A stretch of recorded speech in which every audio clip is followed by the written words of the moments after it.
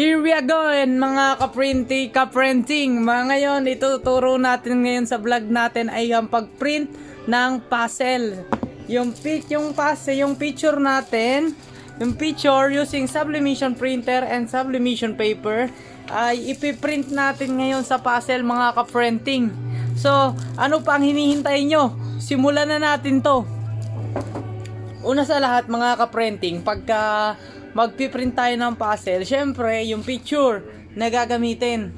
Then sa picture na gagamitin mga kaprinting, ipiprint nyo sa sublimation printer and gagamitan nyo ng sublimation paper. Then lagi nyo tatandaan mga kaprinting, ang pagprint ng pag-sublimation, lagi nyo dadagdagan yung brightness. Malinaw siya sa computer, then pag transfer natin sa puzzle, tamang-tama lang yung linaw niya mga ka-printing. Ayun yung tips ko. Pagka sublimation, laging increase brightness. Pag sa para mas malinaw, mas maganda. So, yun na nga mga ka-printing. Sisimulan na natin. Ito yung puzzle. Yan. Then mga ka-printing, ang gagawin nyo ay ilalatag nyo tong picture. Yung gagamitin nyo. Then, pagkalatag nyo, mga ka-printing, yan, pagka sa tingin nyo pantay na, ayan o, mga ka-printing o, sa tingin nyo pantay nyo na, lalagyan natin ng masking tape ka-printing para hindi siya gagalaw. Para yung picture na inano natin ay hindi siya gagalaw. So, lagyan natin dito siguro magkabila ang gilid.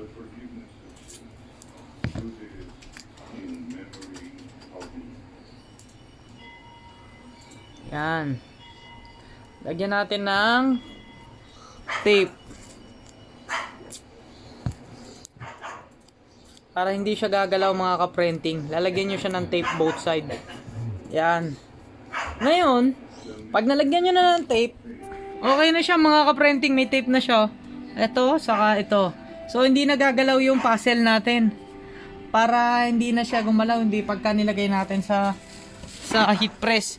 Ngayon mga ka-printing, ang settings ng heat press dito ay 200 degree temperature, then 35 seconds yung time. So hintayin muna natin mga ka-printing mag 137 pa lang siya.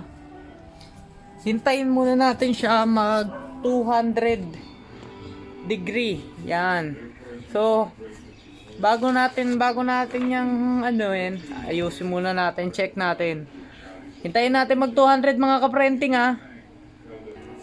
Ayun na nga mga ka-printing. So hinintay natin mag 200 degree yung temperature niya. Ngayon ka-printing 197 na siya. 197. So almost 200 na siya mga ka-printing. So hintayin lang natin tumaas ng konti. Then it's time na para i-heat press na natin ang ating puzzle sublimation. Ito na mga ka-printing, isa-set up na natin siya. Lagi nyo tandaan mga ka-printing, bago nyo ipatong yung puzzle, kailangan may cover muna sa heat press. Papakita ko sa inyo para yung puzzle natin ay hindi dumikit yung color dun sa ating machine.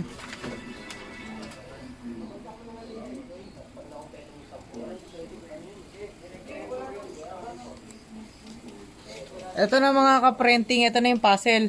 Pero ang heat press natin, itong likod, yung blue. Huwag kayong malilito mga ka-printing. Ito yung puzzle, pero ang heat press natin yung blue. Okay? Ita-transfer kasi natin yung picture doon sa puzzle. Kaya huwag nyong i-heat pressin yung puzzle mga ka-printing, hindi gagana yan. Kaya lagi nyo tatandaan, ito ang print, hini-heat press yung blue. Okay, ilalatag ko na ka-printing ha. Ayan na mga ka-printing. Ayan ito yung sinasabi kong cover sa ilalim para hindi dumikit yung natin dyan, yung sublimation. Then ito yung printable, yung blue. Ayan yung ini-heat press ka-printing yung blue ha.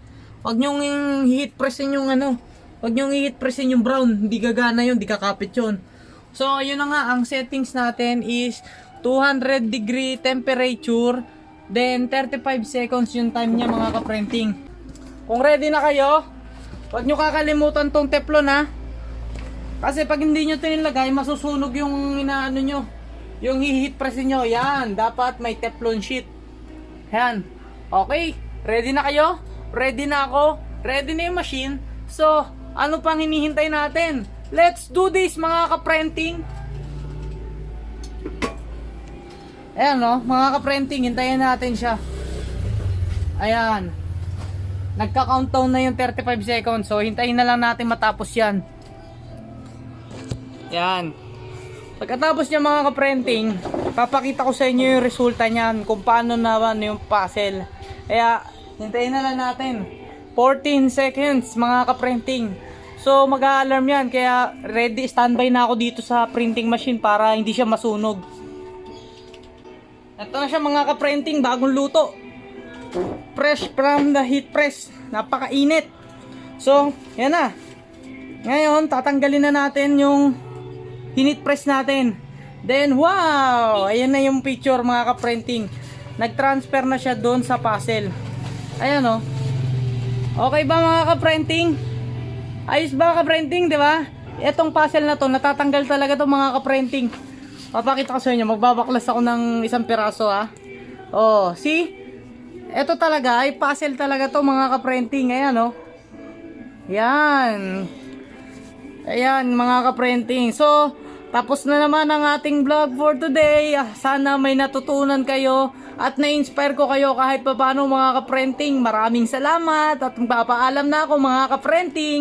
Hanggang sa susunod muli, huwag niyong kakalimutan mag-follow sa aming RFW Printing and Services. Thank you mga kaprenting!